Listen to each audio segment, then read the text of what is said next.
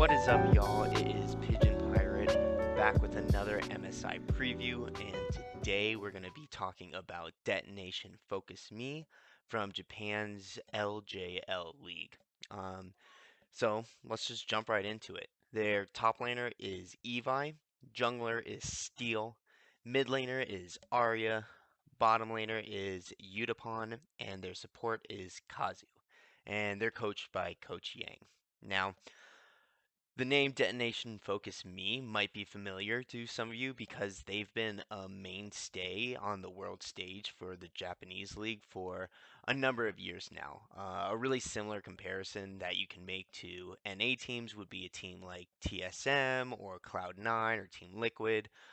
EU would be teams like Fnatic or G2. This is a team that's consistently at the top of the Japanese league and represents Japan well over these past couple years. They were the world's representatives for Japan back in 2018 and 2019. They didn't make it the past year, losing to V3, but obviously they're back in it again, going to this year's MSI. And they're actually the first team to ever win on the international stage for Japan. They won their matches against Kaboom back in 2018 and even advanced out of the first play-in stages of Worlds in 2018. And so they've got a lot of pride in representing their region and representing it well. And so it's really exciting to see them back here on the world stage. And talking a little bit about how they got here to MSI is they had a fairly dominant regular season. They ended up going 12 and 2 and being the number 1 team in the LJL going into the playoffs. And they did experiment a little bit with their roster, swapping out for 3 games their mid laner and their support. But ultimately, throughout playoffs, and well deservingly so, they're sticking with their mid laner and their support going into MSI. So they will be starting Arya and Kazu, despite just experimenting a little bit. I don't think it was anything more than just testing out a couple of moving parts and giving a couple of guys on their roster a shot because Arya is really the engine that makes this team run, but we'll talk about that a little bit later. So, as I was saying, they're the number 1 team in the LJL in the regular season by going 12 and 2. And so, come the playoffs, their playoff system is very similar to the one in the Oceania League. 5 teams make it into the playoffs, and they do a double elimination bracket for grand finals. And so, with Detonation Focus Me being the number 1 seed, they automatically got a bye into the winter finals. And in that winner's finals, they placed Rascal Jester, who was the number 2 seed from the playoffs, and they ended up winning that series 3-1. And then they ended up facing V3, who was the world's representative at last year's World Championship in the grand finals for the playoffs, and they ended up winning that as well 3-1. And so they were able to reclaim their dominance over the league and make it back here onto the world stage. So what essentially got them here? Well, when it boils down to it, is if you like really fast and intense League of Legends, then Detonation Focus Me is really your team. Um, if you're watching that finals against V3, it almost looked as if LJ or Detonation Focus Me was just pulling out these insane team fights out of nowhere. And it's really standard in professional League of Legends that you kind of just fight for lane control, push waves, get vision, and kind of wait until big objectives like Dragon or Baron or some tower or Rift Herald are on the map and available to take. And a lot of teams will just kind of set up and then force a fight around that. But it seems like when Detonation Focus Me is playing, they don't care about that at all. They are going to look for any mistake, any person out of position, anything that they think that they can punish and force a team fight around it. And so it really makes for some really fun and exciting League of Legends to watch. And it really shows in their statistics as well. They've got the shortest average game time in the LJL because they're just forcing fights over and over and over, and they're not going to step off the gas at all. They've got the best team KDA in the LJL. They've got the second best early game rating but the best mid to late game rating, and it's not really even close. Their mid to late game rating, according to Oracle Elixir, is a 24.9, and the next closest team in the league, which is the Rascal Jester, theirs is only at a 13.1. So they're basically twice as good as anyone else in the league when it comes to playing with the league and closing out games later on.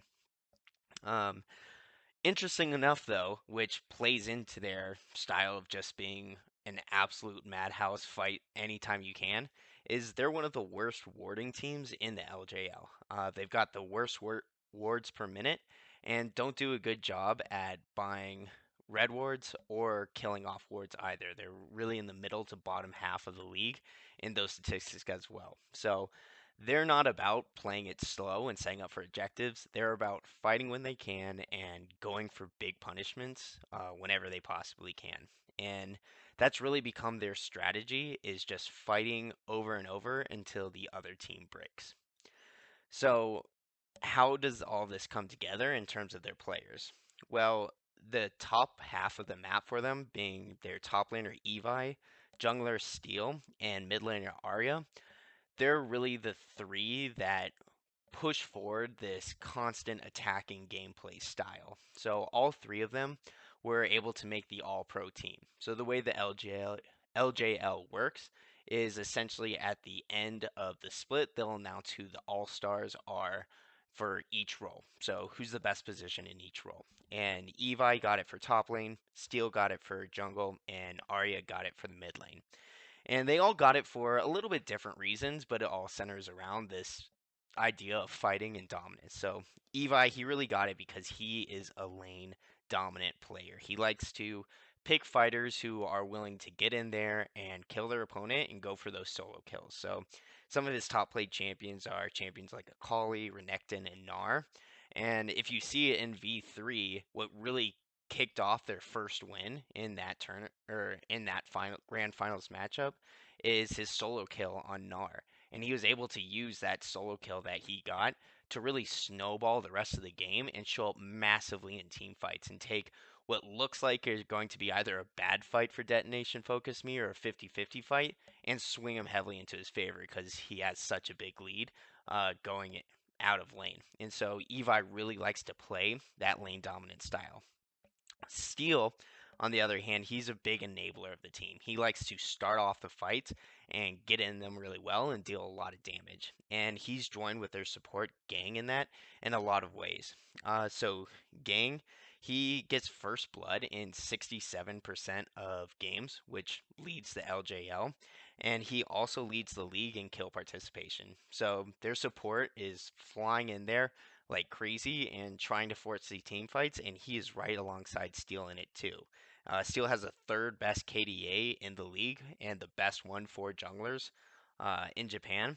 And he's also got an incredibly high damage output despite getting a really low amount of the gold share. So, what that essentially is saying is this is a guy who's getting a lot of fights, starting a lot of fights, getting the resources onto the people that can carry it, like Evi,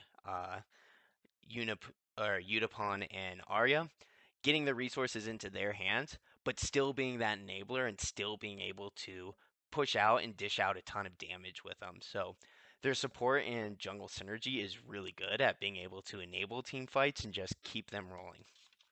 Um, their bottom laner, Utapun, though, he's really the rock of the team. He's kind of the cool head that's saying, I'm just going to farm a little bit. I'm going to have a little bit of fun and just scale up and then be a huge damage threat in the bottom. And it shows. He has the third most in the league damage per minute, and he's got the fourth best KDA. So even though you don't see him like diving in and making crazy plays like Arya, Steel, or Evi, he is still there consistently dealing out the damage and somebody that the team often can rely on late game if the game goes on longer to be that consistent output of damage and be that guy that can ultimately carry them if they need if the game goes late enough to where they need that. But the real star of the show and the guy that really makes Detonation Focus Me an incredibly fun team to watch is their mid laner, Aria. Uh, this guy is an absolute star. Anybody who watches the league will tell you that he would deservingly be the MVP of the entire league. He's got the best KDA in the LJL, and it's not even close. So Aria's KDA is a 12, which is incredibly high. But just for context, the next closest one is only a 7.3. So that means this guy is getting kills and assists without dying at all. In fact, he only has 12 deaths throughout the entirety of the spring split. And that's nothing. That is so few, especially when you compare it. The next closest is only 20, and then the one after that is 24. And that those are his two teammates, Steel and Utapon.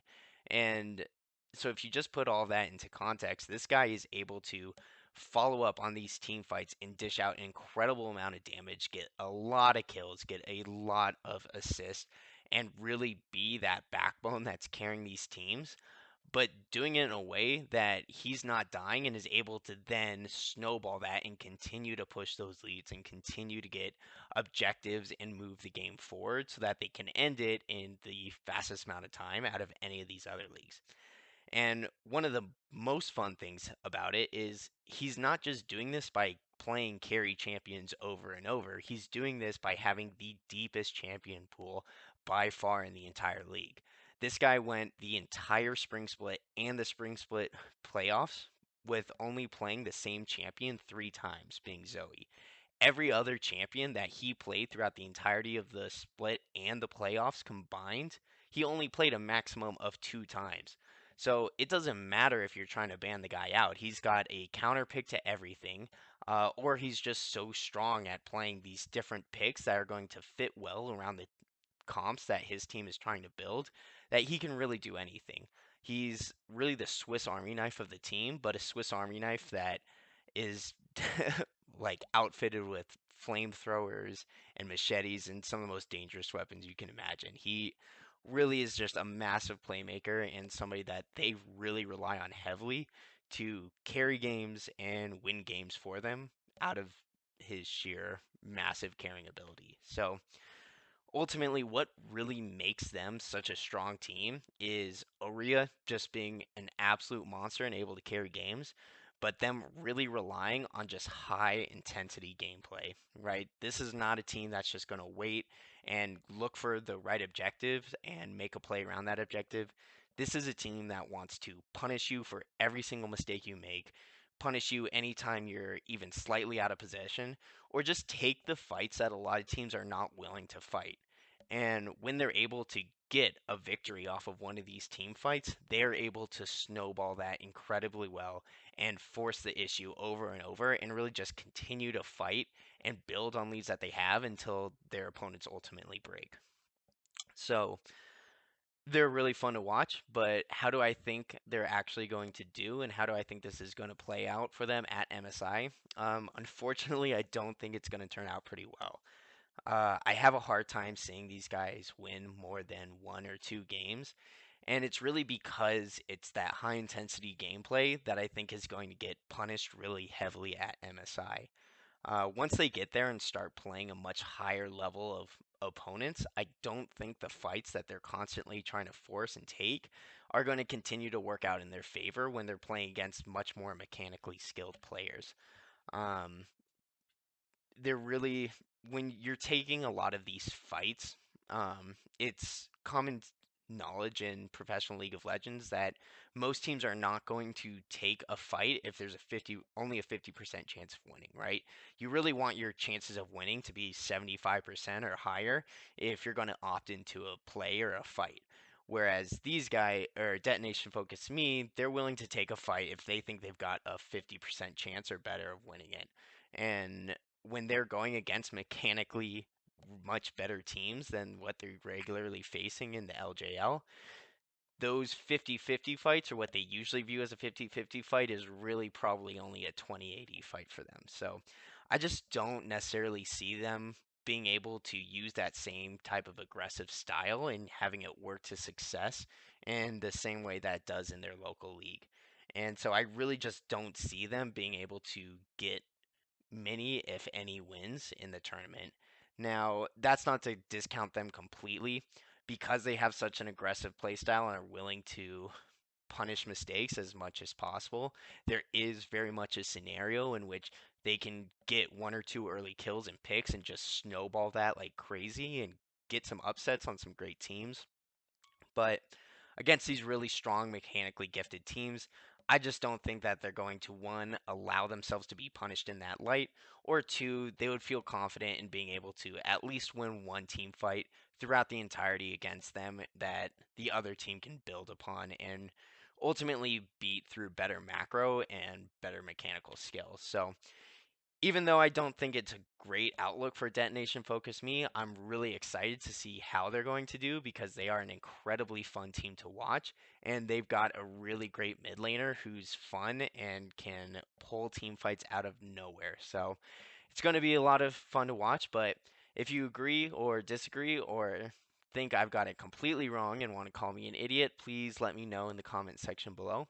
And I'm really excited to keep this going and get some more videos out for other teams. So stay tuned.